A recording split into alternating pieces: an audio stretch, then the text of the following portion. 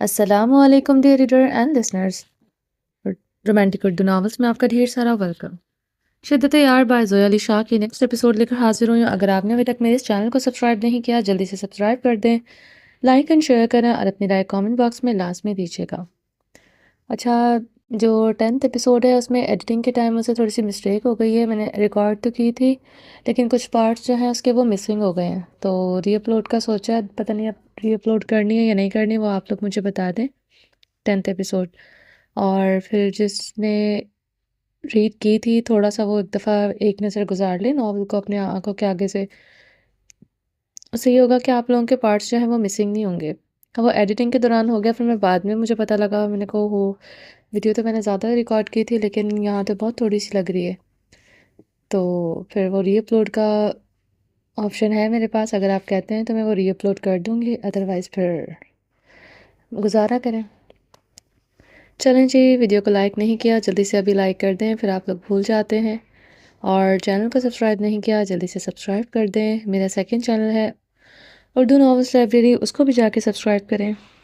اور زویا علی شاہ کا first novel تھا ان کا میرے دل کا سکون ہو تم، وہ بھی میں انشاءاللہ جلدی اپلوڈ کرنے والی ہوں کیونکہ مجھے اس کی بھی آپ ہی نے پرمیشن دی تھی۔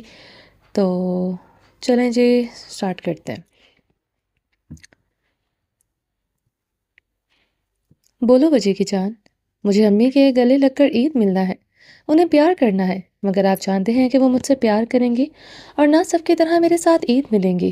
آپ مجھے بتائیں میں ایسا کیا کروں کہ امی فجر کی طرح مجھے بھی پیار کریں، مجھے بھی سینے سے لگائیں۔ منت کی تڑپ میں ایک معصوم بچی نظر آ رہی تھی جو اپنی ماں کی محبت کے لیے ترسی ہوئی تھی۔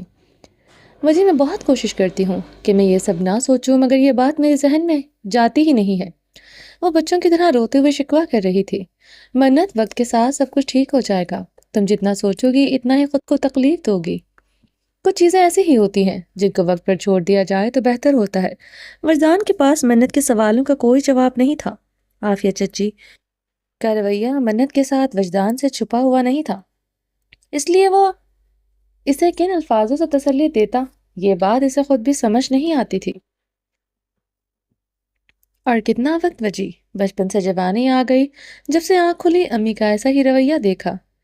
ہمیشہ امی جان کے پیار کے لیے میں ترستی رہی ہوں، میرا بھی دل کرتا ہے میری دوستوں کی مائیں جس طرح اپنی بیٹیوں کو پیار کرتی ہیں، میری امی بھی مجھے اسی طرح پیار کرے، سینے سے لگائیں، میرے چھوٹے چھوٹے نخرے اٹھائیں، میں روٹھوں اور میری امی جان مجھے منائیں، مگر وجی میرے ساتھ ایسا کبھی نہیں ہوا۔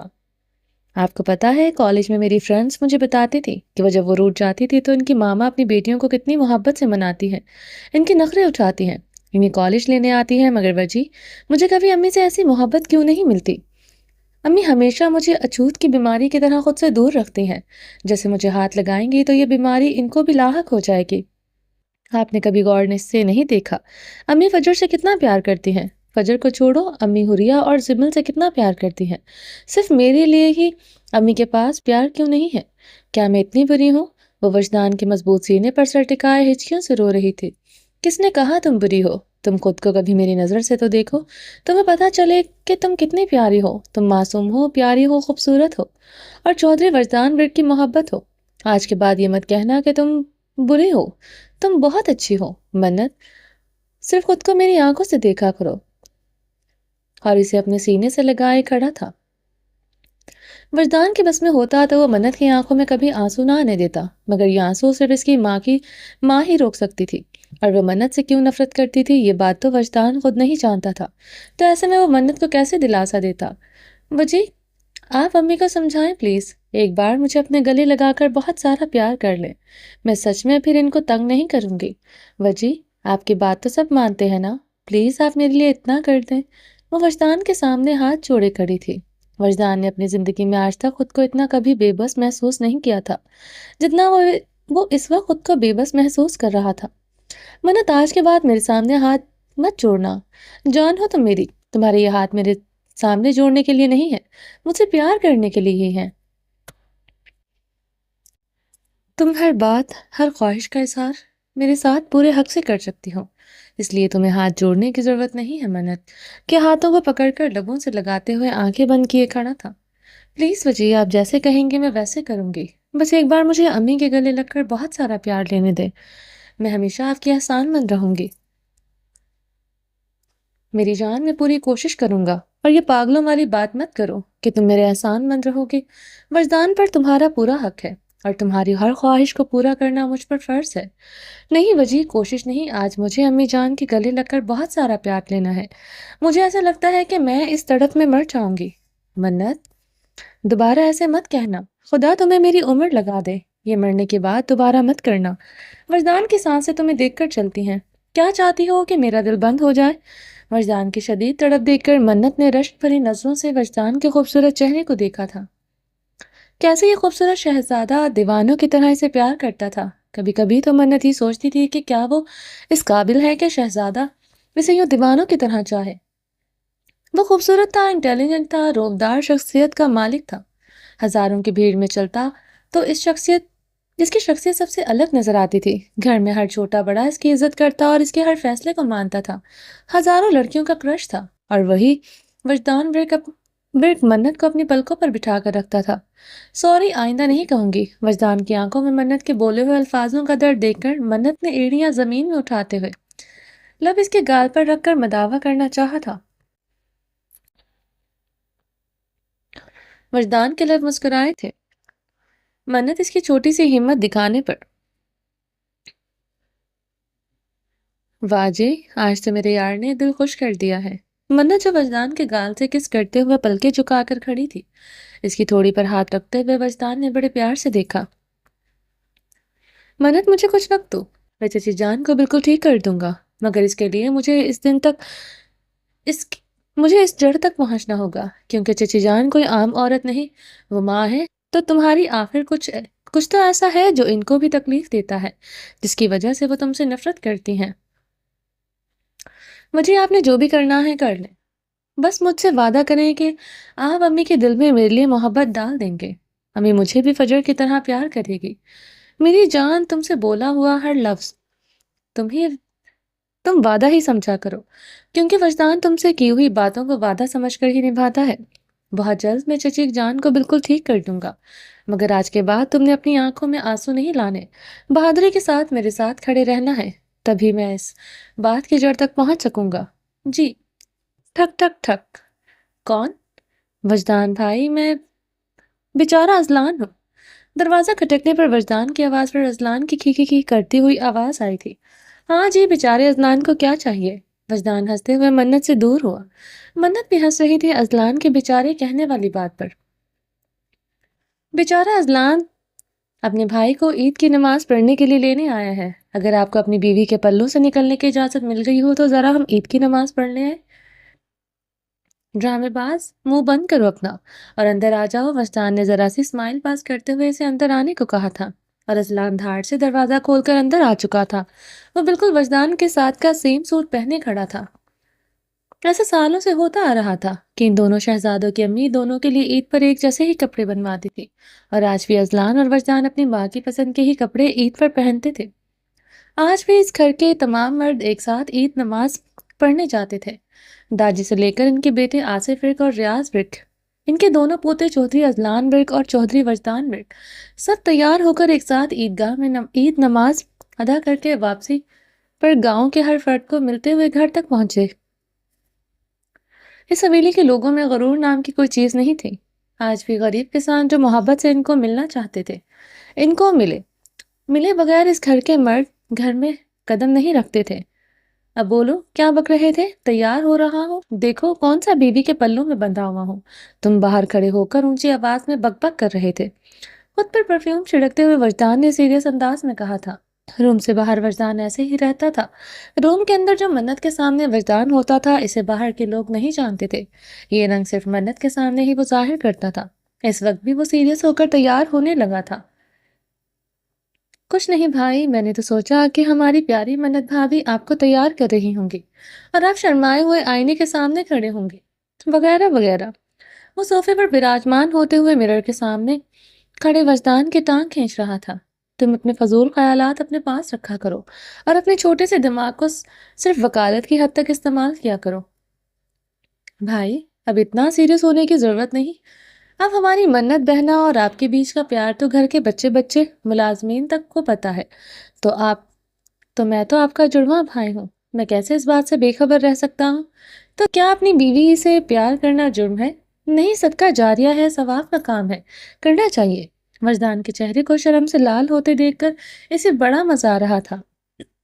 تو ٹھیک ہے، پھر ثواب کا کام ہے، صدقہ جاریہ ہے، تو پھر تم بھی کر لو شادی اور روز صدقہ جاریہ کر کے اپنے لیے جنت کماؤ۔ ہائے بھائی، میں تو چاہتا ہوں کہ اب تو سچ میں آپ میری شادی کروا دیں۔ آپ تو کام سے آتے ہی ہماری بہنا کے پلوں میں بیٹھ جاتے ہیں، ہمارے لیے تو آپ کے پاس ٹائم ہی نہیں ہوتا۔ ازلان نے بیچاروں والی شکل بناتے ہوئے کہا تو منت کی ہنسی نکل گئی تھی۔ ہنس لو منت بہنا، آپ بھی ہنس لو، شادی سے پہلے آپ ہماری بہن تھی، اب تو آپ پر بھی آپ کے شوہر محترم کا رنگ پوری طرح سے چڑھ چکا ہے، اب آپ میں بھائیوں والے رنگ نمایاں نظر آنے لگے ہیں۔ نہیں ازلان بھائی، ایسی تو کوئی بات نہیں ہے، میں آج بھی آپ کی بہن ہوں اور ہمیشہ رہوں گی، تمہیں صفائی دینے کی ضرورت نہیں ہے، ڈرامے باز ہے یہ ایک نمبر کا۔ کیا تم اس بات سے واقف نہیں؟ وکیل ہے، سوائے ڈرامے بازیاں کرنے کے اس کو آتا اور کیا ہے؟ وجدان ہاتھ میں واچ پہنتے ہوئے لقمہ دے گیا۔ افسوس ہے بھائی، اچھی بات ہے، کرنا بھی چاہیے۔ حد ہے بھائی، کم سے کم پوچھو کس بات پر افسوس ہے۔ چلو بتاؤ، ویسے تو تم نے خود بھی بتا دینا تھا کہ تمہیں کس بات پر افسوس ہو رہا ہے۔ افسوس ہے کہ آپ شادی کے بعد بدل گئے ہو۔ کیوں؟ اب کیا میرے سینگ نکل آئے ہیں؟ نہیں، اب آپ پہلے کی طرح مجھے پیار نہیں کرتے۔ کیا تمہیں لوری سنایا کروں؟ نہیں بھائی، اب آپ ہمیں لوری کیوں سنائیں گے؟ اب تو آپ کی ساری محبتیں منت بہنا کے لیے ہیں اور بہت جلد آپ کی زندگی میں وہ آ جائے گا جسے آپ لوریاں سنائیں گے۔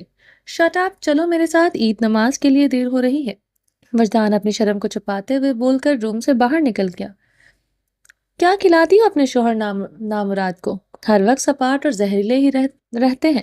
جاتے جاتے ازلان منت سے بولا تو منت شرما کر مسکراتے ہوئے چپ کر گئی تھی۔ ہنسو ہنسو ہماری بے بسی پر ازلان بھائی، بہت جلد ہم آپ کی بھی شادی کروا دیں گے اور پھر آپ کی بیوی سے پوچھیں گے کہ وہ کیا کھلاتی ہیں آپ کو۔ آمین ثم آمین، اللہ تعالیٰ اس بابرکت دن میں آپ کی زبان سے نکلی ہوئی دعائیں اپنی بارگاہ میں قبول فرمائے۔ آمین ثم آمین۔ ازلان شرارتی ہو کر آسمان کی جانب ہاتھ اٹھائے آمین بول کر چہرے پر ہاتھ پھیرتا ہوا باہر نکل گیا۔ بسم اللہ، آؤ میرے شہزادوں، میں کب سے تم دونوں کا انتظار کر رہا ہوں۔ صلاح الدین برق ازلان اور ورسان کے انتظار میں ہی کھڑا تھا۔ ایک ساتھ گھر کے تمام مرد عید نماز کے لیے نکل گئے تھے۔ سب نے وائٹ کلر کے سوٹ پہن رکھے تھے اور صلاح الدین صاحب نے اپنی سر پر بڑی سی وائٹ کلر کی پگڑی باندھی ہوئی تھی جس سے ان کی شخصیت اور بھی روبدار لگ رہی تھی۔ گھر کی خواتین سب مردوں کو میٹھا کھلا کر سنت پوری کرتی ہوئی الوداع کر چکی تھی اور اب سب خواتین اپنے اپنے کمروں میں تیار ہونے چلی گئی تھیں۔ ان کے آنے سے پہلے ان کو تیار ہونا تھا۔ یہ بھی اس گھر کا اصول تھا کہ گھر کے مرد حضرات کے آنے سے پہلے سب گھر کی عورتیں تیار ہو جاتی تھی اور اس کے بعد کھانے پینے اور مہمانوں کا دور چل پڑتا تھا۔ اور آج تو فجر کو دیکھنے کے لیے آلیار کی فیملی آنے والی تھی۔ ازلان سب کو آگاہ کر چکا تھا اور بتا چکا تھا کہ اس نے پوری طرح سے تحقیق کر لی ہے، فیملی بہت اچھی ہے، اس لیے خواتین جلدی سے تیار ہو کر کچن کی جانب جانا چاہتی تھی، خاص کر سریا اور آفیہ بیگم۔ فجر، آج کے زمانے میں کوئی اتنا معصوم کیسے ہو سکتا ہے جتنی تم ہو؟ تمہاری سادگی، تمہاری معصومیت نے مجھے دیوانہ کر رکھا ہے۔ آلیار عید نماز پڑھنے کے بعد جیسے ہی اپنے روم میں آیا تھا، اپنے موبائل اسکرین پر فجر کی تصویر دیکھ کر ٹھنڈی آہ بھرتے ہوئے بولا۔ وہ فجر کی تصویر میں اس قدر کھویا ہوا تھا کہ اس بات سے بے خبر کہ زرنش جو اس کی الماری میں کپڑے رکھنے آئی تھی اپنے بھائی کی بےتابی والی بڑبڑاہٹ سن کر کلکلا کر ہنسی، تو آلیار شرمندہ سا ہو گیا تھا زرنش کے سامنے۔ زرنش، کسی کے روم میں آنے سے پہلے ناک کیا جاتا ہے، مگر بھائی اگر کوئی پہلے سے روم میں موجود ہو تو وہ کیسے ناک کرے؟ اور بھائی پلیز تھوڑا سا صبر کرے، بس ہم شام کو فجر کے گھر جا رہے ہیں، فجر کو ہمیشہ ہمیشہ کے لیے آپ کا بنانے۔ بس زرنش، دعا کرو یار، اس کے گھر والے مان جائیں گے، مانیں گے کیسے نہیں؟ میرا بھائی اتنا ہینسم اور خوبصورت ہے، پڑھا لکھا ہے، ویل سیٹلڈ ہے، تو مانیں گے کیسے نہیں؟ یہ ساری خوبیاں تو میں تب مانوں گا جب فجر کے گھر والے رشتے کے لیے ہاں کر دیں گے۔ انشاءاللہ بھائی اچھے کی امید رکھتے ہیں اور مجھے 100 میں سے 100% یقین ہے کہ وہ لوگ ضرور ہاں کریں گے، اور ویسے بھی فجر کا بھائی تو اس رشتے سے پوری طرح سے خوش ہے اور فجر کو بھی آپ بہت اچھے لگے ہیں۔ انشاءاللہ ہاں ضرور ہوگی۔ اب آپ ساری فکریں چھوڑیں اور میرے ساتھ چلیں، مما نے میٹھے میں بہت لذیذ کھیر بنائی ہے، چلے کھاتے ہیں۔ وہ اپنے بھائی کا ہاتھ پکڑے ہوئے روم سے باہر نکل گئی۔ گھر کے تمام مرد گھر میں عید نماز پڑھ کر آ چکے تھے اور اس وقت گھر کے بڑے سے ہال میں بیٹھے ہوئے تھے۔ تمام گھر کی خواتین تیار ہو کر وہیں پر جمع تھی، سوائے منت کی، اور وجدان کی نظریں منت کو ڈھونڈ رہی تھی جو کہ اس کی ماں سریا بیگم بخوبی دیکھ رہی تھی۔ وہ سمجھ رہی تھی اپنے بیٹے کی بےتابی کو۔ میری بیٹے کی آنکھیں جسے ڈھونڈ رہی ہیں، وہ اپنے روم سے ابھی نہیں آئی۔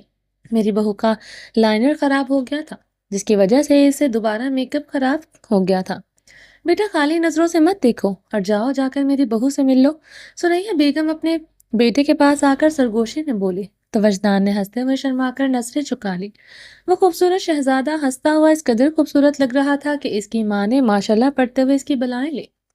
کیا بات ہے امی جان، میں بھی آپ کا بیٹا ہوں، کبھی مجھ پر بھی پیار سے جتا لیا کریں۔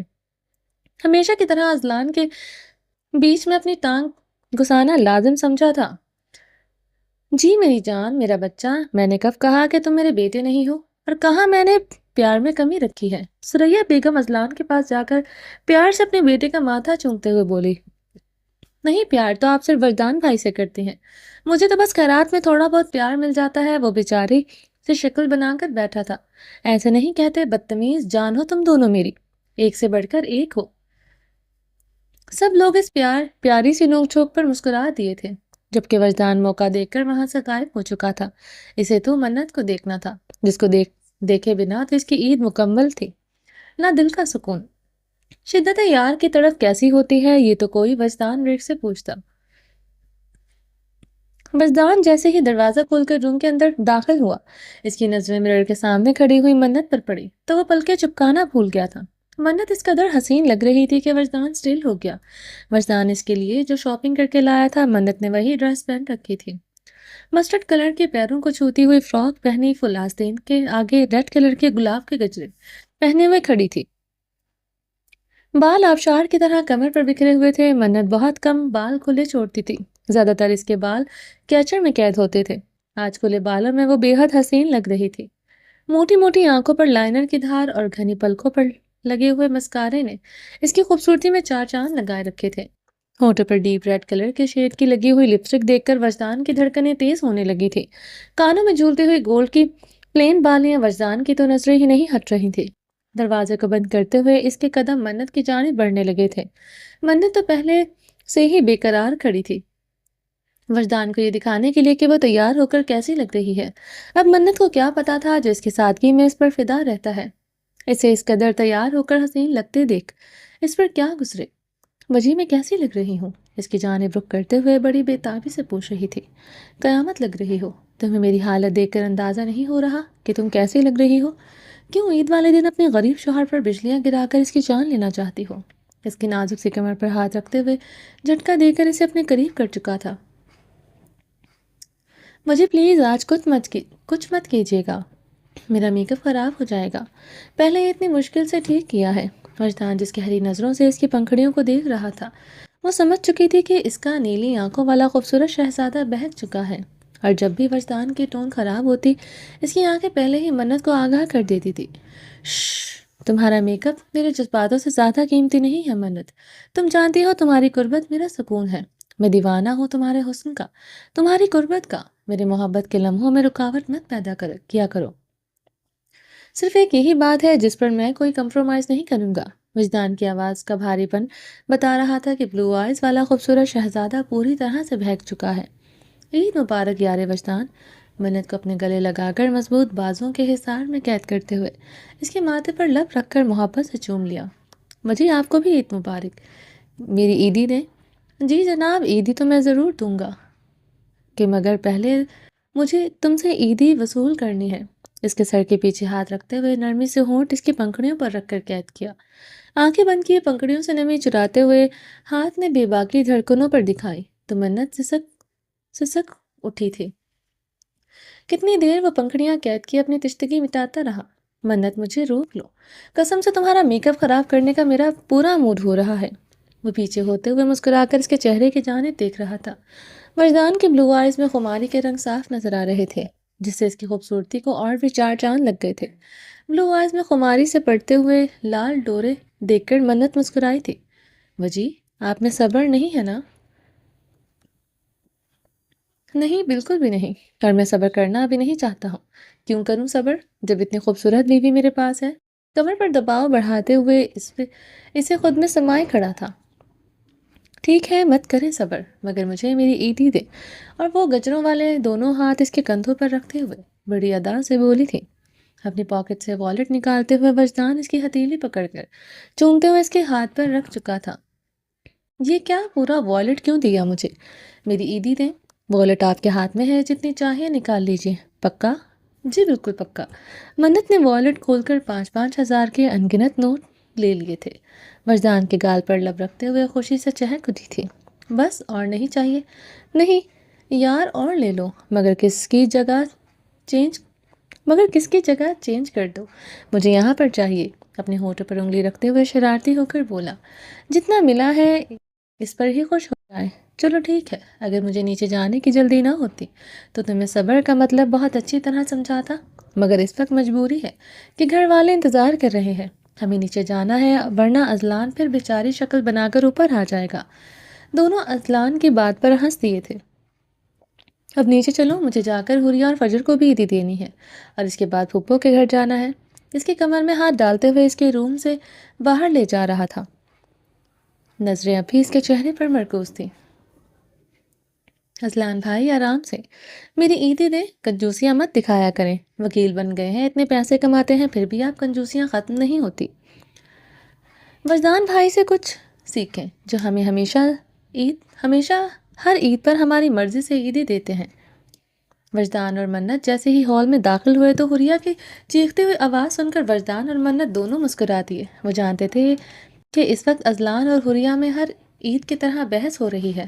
اذلان ہمیشہ حریہ کو تنگ کرنے کے بعد ہی عیدی دیتا تھا، اور سب کو حریہ اور اذلان کی عید پر اس نوک جھوک کا پورا انتظار ہوتا تھا۔ بھائی، میں کوئی خاص پیسے نہیں کماتا، میں تو ویسے ہی فی سبیل اللہ کیس سیٹل کرتا ہوں، میرے پاس پیسے کہاں سے آئے؟ جی مجھے اچھی طرح سے پتہ ہے، آپ جو فی سبیل اللہ کیس لڑتے ہیں میں جانتی ہوں، شہر کے بہت مہنگے وکیلوں میں آپ کا نام شامل ہوتا ہے، مجھے الو مت بنائے۔ حریہ کمر پر دونوں ہاتھ رکھے ہوئے پورے لڑائی کے بوت میں تھی۔ نہیں، میں بنی بنائی چیزوں پر محنت نہیں کرتا، اذلان نے دانت نکالتے ہوئے کہا۔ اذلان بھائی تنگ مت کریں، مجھے میری عیدی دیں۔ اذلان کیوں تنگ کر رہے ہو؟ دو نا یار اس کی عیدی، وجدان نے صوفے پر بیٹھتے ہوئے کہا۔ جی وجدان بھائی، آپ میری سپورٹ کریں، اذلان بھائی ہر دفعہ کی طرح مجھے تنگ کر رہے ہیں اور عید دینے میں کنجوسی دکھا رہے ہیں۔ تم ایک کام کرو، پہلے تم اور فجر جا کر وجدان بھائی سے عید لے لو، اس کے بعد میں دوں گا۔ جی نہیں، ہم آپ پر بھروسہ نہیں کر سکتے، آپ ابھی تھوڑی دیر میں اپنے لفنگے دوستوں کے ساتھ نکل جائیں گے اور ہماری عید شام تک بیچ میں لٹکی رہے گی۔ وجدان بھائی سے ہمیں کوئی خطرہ نہیں ہے، ہم جب چاہیں عیدی لے سکتے ہیں۔ اب وجدان بھائی پر اتنا بھروسہ کرنا خطرے سے خالی نہیں، کیونکہ وجدان بھائی کے والٹ پر پہلے سے ہی ڈاکہ پڑ چکا ہوگا۔ بتاؤ نا وجدان بھائی، کتنے میں لٹ کر آئے ہو؟ اذلان نے شرارتی نظروں سے منت کے ہاتھ میں پکڑے ہوئے نوٹوں کو دیکھ کر کہا تھا۔ تم اپنے بقایا جات دو، میری فکر چھوڑو، میں جتنے بھی لٹ کر آیا ہوں میں اپنی بہنوں کا حق پوری طرح سے ادا کروں گا، تم ذرا اپنا والٹ ڈھیلا کرو، ان کو عیدی دو۔ وجدان ٹانگ پر ٹانگ جمائے ہوئے بیٹھا ہوا تھا۔ موئے اب بولیں اذلان بھائی۔ وجدان بھائی تو ہماری سائڈ پر ہیں، اب آپ کیا کریں گے؟ حریہ اور فجر اذلان کا بوجھ ہمیشہ کی طرح اپنی جانب دیکھ کر چہک اٹھی تھی۔ کچھ نہیں کریں گے، بس چپ چاپ عیدی دیں گے، کیونکہ ہم سمجھ چکے ہیں جب تک ہماری شادی نہیں ہوتی ہم اکیلے ہیں، کوئی نہیں ہے ہمارا ساتھ دینے والا۔ بیچاری شکل بناتے ہوئے اذلان نے والٹ نکال کر 100 کے 2 نوٹ نکالے اور فجر و حریہ کے سامنے کر دیے۔ ہم کیا آپ کو فقیر لگتے ہیں؟ بہنیں فقیر ہی ہوتی ہیں، ساری زندگی مانگتی رہتی ہیں، اذلان نے دانت نکالتے ہوئے کہا۔ اذلان بھائی آرام سے، ہماری عیدی دیں، ورنہ یہ جو آپ نے کہا ہے نا جب تک آپ کی شادی نہیں ہو جاتی آپ بیچارے ہی رہیں گے، تو انشاءاللہ ہم کبھی آپ کی شادی ہونے ہی نہیں دیں گے۔ شادی کرنے کے لیے بہنوں کی ضرورت پڑتی ہے، کیونکہ شادی میں بہت سارے کام ہوتے ہیں، ہم کوئی کام نہیں کریں گے، تو بہتر ہے آپ ہماری عیدی دیں۔ اذلان بیٹا، ان کو ان کی عیدی دے دو، یہ سچ کہہ رہی ہیں۔ بہنیں ساری زندگی بھائیوں کے کام آتی ہیں۔ اذلان کا بابا ریاض بیٹ مسکراتے ہوئے اپنا ووٹ لڑکیوں کے حق میں دے چکا تھا۔ ٹھیک ہے، ڈیمانڈ بولو، کتنے چاہیے؟ جاؤ، آج اذلان دل کھول کر تم لوگوں کی خواہشوں کو پوری کرے گا۔ زیادہ نہیں، بس 50,000۔ کیا؟ اتنی بڑی؟ کیا کیا کرنے کی ضرورت نہیں ہے۔ ایک کیس کے لاکھوں لیتے ہیں۔ اگر عید پر 50,000 ہمیں بھی دیں گے تو کوئی فرق نہیں پڑ جائے گا۔ کیا ڈاکوں والی ڈیمانڈ رکھی ہے؟ عیدی میں 1,500 ہوتا ہے۔ 50,000 کون لیتا ہے؟ جی نہیں، آج تو لوگ لاکھوں میں عید کی ڈیمانڈ کرتے ہیں۔ ہم نے تو پھر بھی آپ کو سستے میں چھوڑ دیا ہے۔ فجر بیٹا، آپ تو بہت معصوم ہیں، آپ پر بھی حریہ کے رنگ چڑھ گئے ہیں۔ بھائیوں کی طرف داری کیا کرو، ایسے مت لوٹا کرو بھائیوں کو۔ فجر کی بات پر اذلان نے ایک بار پھر مظلوم شکل بنائی۔ ہمیں ہمارے بھائیوں کی طرف داری کرنے کی کوئی ضرورت نہیں۔ ہمارے بھائی کوئی کنگال نہیں ہے جو 50,000 نہیں دے سکتے۔ حریہ نے فجر کی ہاں میں ہاں ملائے۔ ایک کام کرو، ایک 50,000 لو اور 25,000 کر لینا۔ قسم سے اذلان بھائی، آپ کتنے کنجوس ہیں۔ قسم سے آپ سے عیدی لیتے ہوئے ہمیں بھوک محسوس ہونے لگتی ہے۔ اتنا تنگ کرتے ہیں آپ۔ حریہ تھک چکی تھی بحث کر کے۔ اذلان، مت تنگ کرو، دو ان کو عیدی، ہمیں پھپھو کے گھر بھی جانا ہے۔ وجدان کے کہنے پر اذلان نے درد بھری شکل بناتے ہوئے دونوں کو ان کی ڈیمانڈ کے مطابق عید دے دی۔ اس کے بعد لڑکیاں وجدان کی جانب آئیں اور وجدان نے ہمیشہ کی طرح ان کی ڈیمانڈ کو فوراً پورا کر دیا تھا۔ وجدان کبھی بھی عیدی کے معاملے میں بحث نہیں کرتا تھا اور اس نے آج بھی نہیں کی تھی۔ گھر کے بڑے افراد سے لڑکیاں پہلے ہی عیدی لے چکی تھیں۔ اب وہ لوگ صدف کی جانب نکل رہے تھے۔ ہر چاند رات کو صدف جیسے ان کے گھر میں آتی تھی، اسی طرح عید والے دن صدف کے تمام مائکے والے اس کے گھر عید ملنے جایا کرتے تھے۔ یہ روایات سالوں سے چلی آ رہی تھی۔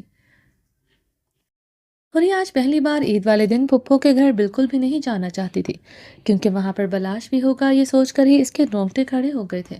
مگر وہ انکار بھی نہیں کر سکتی تھی۔ اگر انکار کرتی تو انکار کی وجہ بتانی پڑتی، اور وجہ اتنی شیملیس تھی وہ کیسے بتاتی۔ مگر اللہ کا شکر تھا، جب وہ بلاش کے گھر پہنچی تو بلاش گھر پر نہیں تھا۔ پھپھو نے ہمیشہ کی طرح بہت زبردست کھانے کا انتظام کیا ہوا تھا۔ عید والے دن پہلا کھانا سب صدف پھپھو کے گھر ہی کھاتے تھے، مگر کھانے پر شاید بلاش کا ویٹ کر رہے تھے، تو لڑکیوں کو گپے مارنے کا اور ٹائم مل گیا تھا۔ زمل، حریہ، فجر اور منت بہت خوش تھی۔ چاروں نے اپنی الگ محفل سجا رکھی تھی۔ کوک پیتے ہوئے فجر کا ہاتھ لگنے سے کوک حریہ کے کپڑوں پر گر گئی تھی، جسے صاف کرنے کے لیے وہ زمل کے روم میں آئی تھی۔ حریہ نے بلیک کلر کے شرارے پر سیم کرتی پہن رکھی تھی، جس پر سلور کلر کا نفیس سا ہلکا سا کام کیا ہوا تھا۔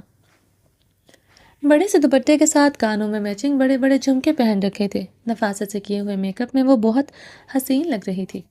وہ اپنے ڈریس کو صاف کر کے جیسے ہی حریہ کے روم سے نکل کر سیڑھیوں سے تیزی سے اترتی ہوئی نیچے آ رہی تھی تو سیڑھیوں کے بیچ میں فون پر بات کرتے ہوئے بلاش پر اس کی نظر پڑی۔ بلاش بھی اسے دیکھ چکا تھا۔ وہ اتنی حسین لگ رہی تھی کہ بلاش فون چھوڑ کر اس پر نظریں مرکوز کر چکا تھا۔ جیسے ہی حریہ نے بلاش کو دیکھا وہ سو کی سپیڈ سے واپس بھاگی تھی۔ آج کل بلاش کی حرکتوں سے یہ حریہ گھبرانے لگی تھی۔ حریہ کی 100 والی سپیڈ کو دیکھ کر بلاش کے لب مسکرائے تھے۔ حریہ اپنی بے وقوفی میں غلطی کر چکی تھی۔ اگر تھوڑی سی ہمت کرتی تو 2-4 قدم سیڑھیوں سے اور نیچے اتار کر سامنے ہی ہال کے اندر گھر کے تمام افراد موجود تھے، وہاں پر جا سکتی تھی، مگر واپس سمل کے روم میں جا کر بلاش کو موقع دے چکی تھی۔ اپنے ڈر میں اس نے بہت بڑی حماقت کی، جس کا خمیازہ اب اسے بھگتنا پڑے گا۔ بلاش اپنی شال کا ایک کونا اٹھاتے ہوئے دوسرے کندھے پر ڈال کر سیڑھیاں پھلانگتا ہوا زمل کے روم کے باہر کھڑا ہو گیا۔ حریہ چلاکی سے روم کے اندر سے دروازہ لاک کر چکی تھی۔ بلاش کے لب مسکرائے اور اس نے قدم سامنے دیوار کے جانب بڑھا دیے، جہاں پر گھر کی چابیاں لٹک رہی تھیں۔ زمل کی روم کی چابی اٹھا کر بلاش نے دروازہ کھولا تو حریہ سامنے ہی بیڈ پر ٹانگیں لٹکائے ہوئے دونوں ہاتھ بیڈ پر رکھے ہوئے پھولی سانس کے ساتھ بیٹھی تھی۔ اسے بالکل توقع نہیں تھی کہ بلاش ایسے بھی اندر آ سکتا ہے۔ تو تم اندر کیسے آئے؟ وہ لفظوں کو توڑتی ہوئی اٹھ کر کھڑی ہو گئی تھی، جبکہ بلاش دروازہ بند کر چکا تھا۔ حریہ بیوی، یہ میرا گھر ہے اور گھر کے دروازے کیسے کھولتے ہیں میں بخوبی جانتا ہوں۔ کیا سوچا تھا مجھ سے اپنی جان چھڑوا سکتی ہو؟ بلاش، میرے نزدیک مت آنا۔ آج اگر تم نے کوئی بدتمیزی کی تو قسم سے میں چیخیں مار مار کر گھر والوں کو اکٹھا کر لوں گی۔ اس کا نتیجہ چاہے جو بھی ہو، میں بالکل پرواہ نہیں کروں گی. آج میں تمہارا گھٹیا پن ان سب کے سامنے ضرور لاؤں گی. حریہ پیچھے کی جانب قدم بڑھاتے ہوئے بلاج کو انگلی دکھا کر دھمکی دے رہی تھی. بلاج اس کی جانب قدم بڑھاتے ہوئے ہنس رہا تھا.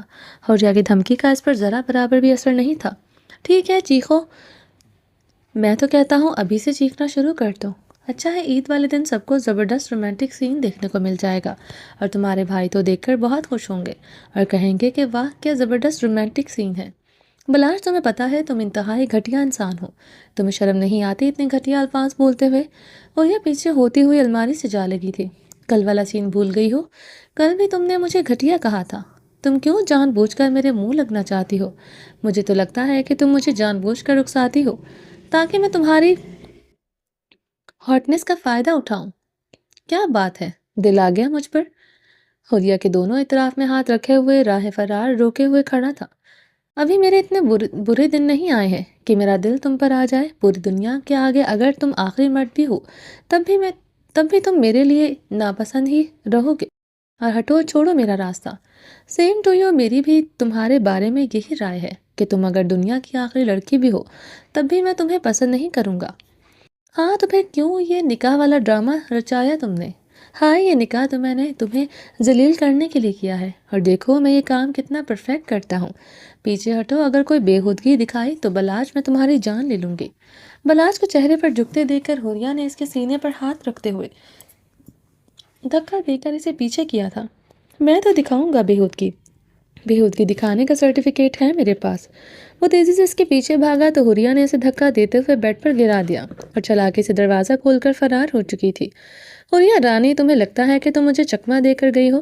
اف، تمہارے اس بے وقوف دماغ کا میں کیا کروں؟ جب تک بلاج نہ چاہے بلاج تمہیں ہلنے نہ دے. یہ موقع تو تم پر رحم کھا کر تمہیں دیا جس کو تم اپنی جیت سمجھ رہی ہو.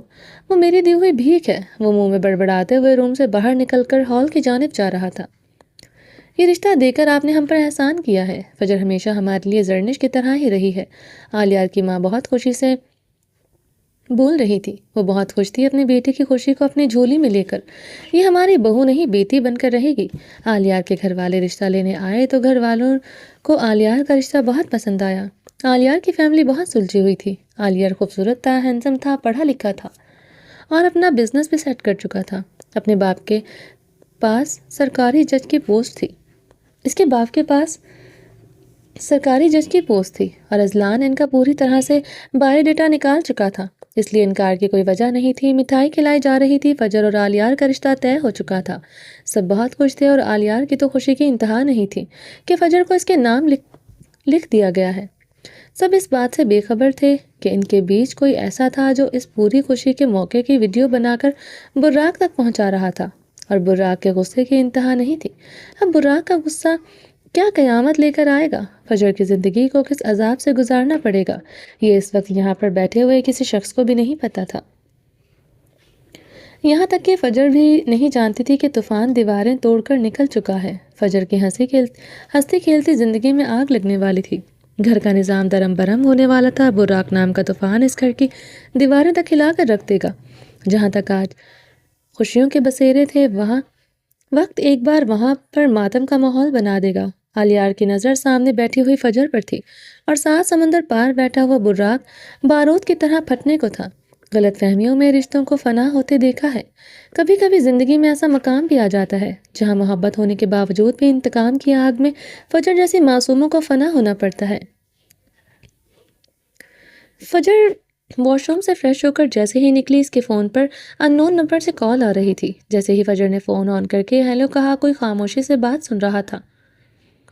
کون ہیں آپ؟ اور کیوں روز مجھے اس طرح کال کر کے تنگ کرتے ہیں؟ آپ کو کوئی اور کام نہیں ہے؟ فجر تنگ آ چکی تھی. الگ الگ نمبروں سے رانگ کال سن کر اس نے کتنے نمبر بلاک لسٹ میں ڈالے تھے، مگر ہر بار اسے کسی نئی نمبر سے کال آتی. کال کرنے والا ایک ہی شخص تھا کیونکہ دوسری جانب ہمیشہ خاموشی چھائی رہتی تھی. اس بار بھی ہمیشہ کی طرح مقابل نے کوئی جواب نہیں دیا تھا. کچھ دیر کی خاموشی کے بعد فجر نے غصے سے فون بند کر دیا. کافی دنوں سے فجر کو اس طرح کی کالز مسلسل آ رہی تھی. فون پر جو کوئی بھی شخص تھا وہ کوئی بھی بات نہیں کرتا تھا، مگر پھر بھی فجر کو ایک عجیب سا ڈر ہمیشہ گھیرے رکھتا تھا. جیسے کچھ غلط ہونے والا ہو۔ گھر میں خوشی کا ماحول تھا، فجر کے رشتے کو لے کر گھر کے سب لوگ بہت خوش تھے۔ ایسے میں فجر نہیں چاہتی تھی کہ وہ یہ رونگ کال والی بات بتا کر گھر کے ماحول کو خراب کرے۔ حالانکہ ایک انجانے سے خوف کو فجر کی چھٹی حس محسوس کر رہی تھی۔ فجر بہت ڈرپوک اور معصوم سی لڑکی تھی، اسے چھوٹی چھوٹی چیزیں بہت ڈسٹرب کرتی تھی، اور یہ رونگ کال والی بات اسے بالکل چھوٹی نہیں لگ رہی تھی، کیونکہ رونگ کال ایک بار نہیں آئی تھی جو وہ اگنور کر دیتی۔ پچھلے 1-1.5 ہفتے سے ہر روز کا معمول تھا کہ الگ الگ نمبروں سے کئی بار رونگ کالز آ رہی تھی۔ آج سے پہلے کبھی ایسا نہیں ہوا تھا، اس لیے فجر ایک انجانے خطرے کو ڈر کو محسوس کر رہی تھی۔ عید کو گزرے آج چوتھا دن تھا، اور آج آلیار کے گھر والے منگنی کی رسم کرنے آ رہے تھے۔ آلیار ہر لحاظ سے پرفیکٹ تھا، جو کسی بھی لڑکی کے خوابوں کا شہزادہ بننے کے لائق تھا، اور اوپر سے وہ فجر پر جان نچھاور کرتا تھا، تو فجر کو بھی اس سے لگاؤ ہونے لگا تھا۔ آلیار کے گھر والوں نے فجر کے لیے خود جو ڈریس اور جولری وغیرہ سلیکٹ کر کے بھیجی تھی، جو کہ ساری آلیار کی پسند تھی۔ آلیار نے خود بڑی محبت سے اپنی بہن اور ماں کے ساتھ جا کر فجر کے لیے شاپنگ کی تھی۔ آج سے پہلے آلیار نے کبھی کسی کے لیے شاپنگ نہیں کی تھی، کیونکہ وہ اپنے ماں باپ کا بہت لاڈلا بیٹا تھا۔ آلیار تو اپنے لیے بھی آن لائن شاپنگ کرتا تھا، مگر آج فجر کے لیے ہر چیز اس نے بہتر سے بہترین لینی چاہی تھی۔ فجر چند ہی دنوں میں اس کے لیے کتنی خاص بن چکی تھی، یہ تو وہ فجر سے مل کر بتانا چاہتا تھا۔ آلیار کے دل کی دھڑکنوں پر فجر کا نام دھڑکنے لگا تھا۔ اس نے فجر کے لیے اپنے فیورٹ کلر کا ڈریس بھیجا تھا۔ آلیار کو ڈارک پرپل کلر بہت پسند تھا، جو کہ فجر کی گوری رنگت پر بہت کھل بھی رہا تھا۔ فجر نے پارلر سے تیار ہونے سے منع کر دیا تھا۔ فجر کو زیادہ میک اپ نہیں پسند تھا، وہ اپنے حساب سے لائٹ میک اپ کرنا چاہتی تھی، اور فجر کا میک اپ میں ہاتھ بھی بہت صاف تھا، اس لیے اس نے خود تیار ہونے کا فیصلہ کیا تھا۔ اس وقت وہ تیار ہو رہی تھی جب ایک بار پھر سے اس کے فون کی بیل بجی تھی۔ کون ہیں آپ، اور کیوں بار بار فون کر کے تنگ کرتے ہیں؟ آپ کو اور کوئی کام نہیں؟ فجر اکتا چکی تھی بار بار کی رونگ کالز سے، اور اسے شدید غصہ آیا تو اس بات پر آتا تھا کہ سامنے والا کوئی بات کہتا بھی نہیں تھا۔ فجر کیا ہو گیا ہے؟ میں ہوں آلیار، اور میں نے تمہیں ابھی فون کیا ہے یار، تم تو اتنے غصے والی ہو، مجھے تو یہ بات پتہ بھی نہیں تھی۔ آلیار کی آواز پر فجر شرمندہ سی ہو گئی تھی۔ سوری، مجھے نہیں پتا تھا کہ آپ ہیں۔ کیوں، کوئی اور بھی تھا جو آپ کو فون کر کے تنگ کر رہا ہے؟ نہیں، بس ایک دوست تھی جو بار بار فون کر کے تنگ کر رہی تھی۔ اچھا، مگر آپ نے تو کہا تھا کہ آپ کون ہیں اور کیوں بار بار مجھے فون کر کے تنگ کر رہے ہیں؟ آپ کو کوئی اور کام نہیں وغیرہ وغیرہ؟ آخر آلیار ایک سمجھدار ذہین بزنس مین تھا۔ ایک بات تو وہ بخوبی سمجھ چکا تھا کہ شاید فجر کو کوئی رونگ کال آ رہی ہے جس کی وجہ سے وہ اکتائی ہوئی ہے، مگر فجر نے اس بات سے انکار کر دیا تو آلیار کو تھوڑی حیرانی ہوئی تھی۔ فجر، آپ کو مجھ سے کچھ چھپانے کی ضرورت نہیں ہے، اگر آپ کو کوئی پرابلم ہے تو آپ مجھے بتا سکتی ہیں۔ آخر یار، ہم لائف پارٹنر بننے والے ہیں، ہم ایک دوسرے کی پریشانیوں کو سمجھیں گے تو زندگی بہت اچھی گزرے گی۔ ہمیں ایک دوسرے کو پر اعتماد کرنا ہوگا، اور تم مجھ پر پوری طرح سے اعتماد کر سکتی ہو۔ اگر کوئی بات ہے تو مجھے بتا دو، ہو سکتا ہے میں آپ کے کسی کام آ جاؤں۔ آخر فیوچر میں بھی آپ نے سب پریشانیاں مجھ سے ہی شیئر کرنی ہیں، تو آج کیوں نہیں؟ آلیار نے بڑے پیار سے کہا تو فجر نے اپنی خاموشی کو توڑ دیا۔ آلیار، پتہ نہیں کافی دنوں سے الگ الگ نمبروں سے مجھے رونگ کالز آ رہی ہیں، اور وہ جو کوئی بھی فون کر کے مجھے تنگ کر رہا ہے وہ کچھ کہتا بھی نہیں ہے۔ دوسری طرف سے خاموشی ہوتی ہے، مگر مجھے پھر بھی بہت ڈر لگ رہا ہے، کیونکہ آج سے پہلے ایسا کبھی نہیں ہوا۔ فجر نے آلیار پر بھروسہ کرتے ہوئے پوری بات بتا دی۔ پریشان نہیں ہو تم، سارے نمبر میری طرف سینڈ کر دو، میں چیک کر لیتا ہوں کہ آخر یہ کون ہے جو میری ہونے والی بیوی کو تنگ کر رہا ہے۔ اور تمہیں پریشان ہونے کی ضرورت نہیں ہے، کیونکہ یار تمہارے جو بھائی ہیں وہ ماشاءاللہ سے کافی مشہور ہستیاں ہیں، ان کی اچھی خاصی جان پہچان ہے، جس کی وجہ سے ان کے ہزاروں دشمن بھی ہوں گے۔ کوئی بھی تنگ کرنے کے لیے ایسی حرکت کر سکتا ہے، ہو سکتا ہے تمہیں ڈرا کر وہ تمہارے بھائیوں کو بلیک میل کرنا چاہتا ہو، اور فون پر کوئی کسی کا کچھ نہیں بگاڑ سکتا۔ ریلیکس ہو جاؤ، تم بس مجھے نمبر سینڈ کر دو، وہ جو کوئی بھی ہے میں اس کو دیکھ لوں گا۔ آخر میری ہونے والی بیوی کو تنگ کرنے کی کس کی جرات کی ہے؟ آلیار کی آواز میں فکر کے ساتھ ساتھ شرارتی پن بھی موجود تھا۔ فجر، پلیز تیار ہو کر مجھے اپنے پک نہیں بلکہ مجھے ویڈیو کال کرو، مجھے آپ کو سب سے پہلے دیکھنا ہے۔ نہیں، جب آپ آئیں گے تبھی آپ مجھے دیکھنا، ذاتی مت کرو فجر، میں نے بہت محبت سے تمہارے لیے ڈریس لیا ہے، مجھے سب سے پہلے تمہیں دیکھنا ہے کہ میری فجر اس ڈریس میں کیسی لگتی ہے، تو آ کر دیکھ لینا، میں نے کب منع کیا ہے؟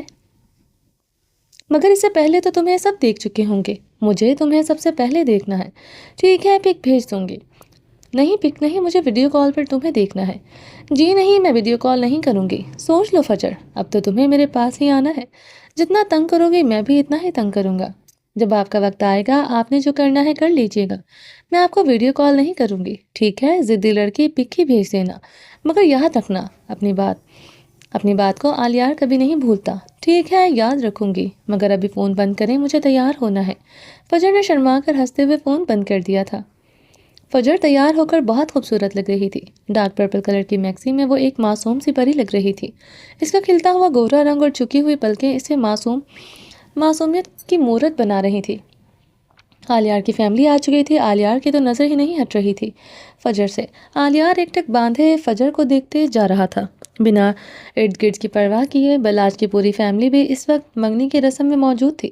زیادہ لوگوں کو نہیں بلوایا گیا تھا، صرف آلیار کی فیملی اور چند ان کے قریبی رشتہ دار آئے تھے، اور فجر کی جانب سے بھی صرف اس کی فیملی اور صدف پھپھو کی فیملی موجود تھی۔ بہت سادگی کے ساتھ منگنی کی رسم ادا کی گئی۔